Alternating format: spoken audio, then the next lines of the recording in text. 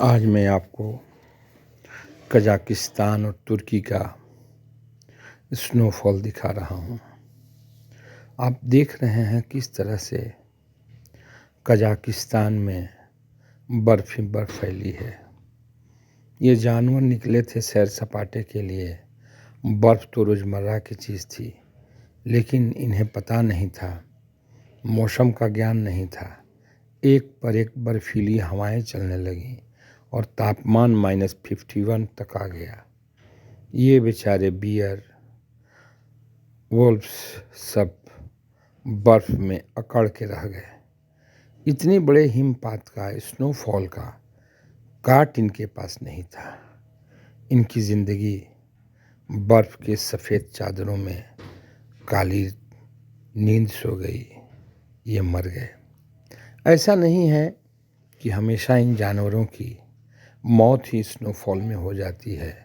जब वो हिमपात चल जाता है, स्नोफॉल चल जाता है, वो कोल्ड वेव बहना बंद हो जाता है, तो टेम्परेचर जब बढ़ता है, तापमान जब बढ़ता है, तो उस परिस्थिति में इनके ऑर्गन काम करने लगते हैं और ये पुनः बर्फ में घूमने लगते हैं।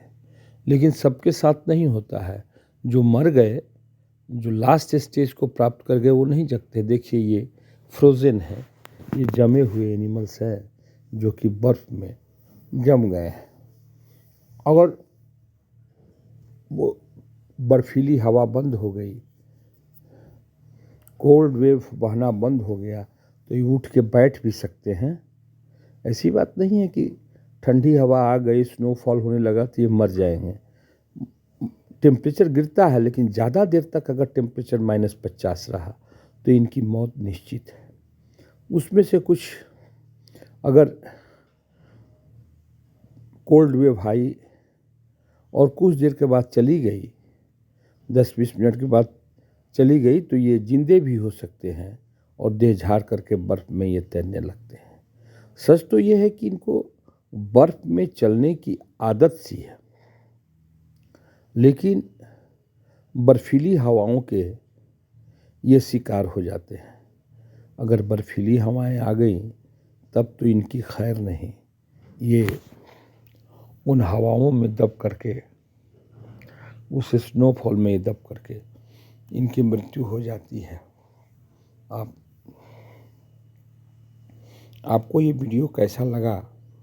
देखिए, बेचारा रैबिट निकला तो था घर से चरने के लिए, बर्फ ही बर्फ था, लेकिन इसे पता नहीं था कि बर्फीली हवा आएगी, और बर्फीली हवा आ गई और ये अकड़ गया। कुछ देर तक अकड़ा रह सकता है या अकड़े अकड़े मर भी सकता है, दोनों बातें हो सकती हैं।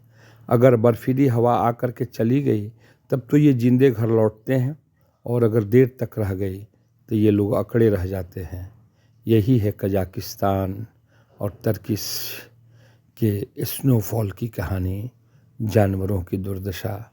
जानवर अपने आप को बचाएं तो क्या, मानव से अगर बचे तो प्रकृति खा गई, नेचर निकल गई, और नेचर से बचे तो मानव खा गए।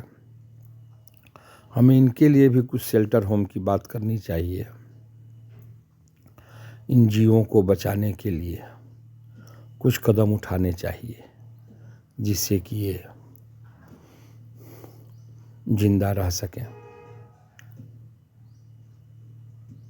और हमारी प्रकृति में जानवरों का उछल कूद मिले, एक समन्वय बना रहे।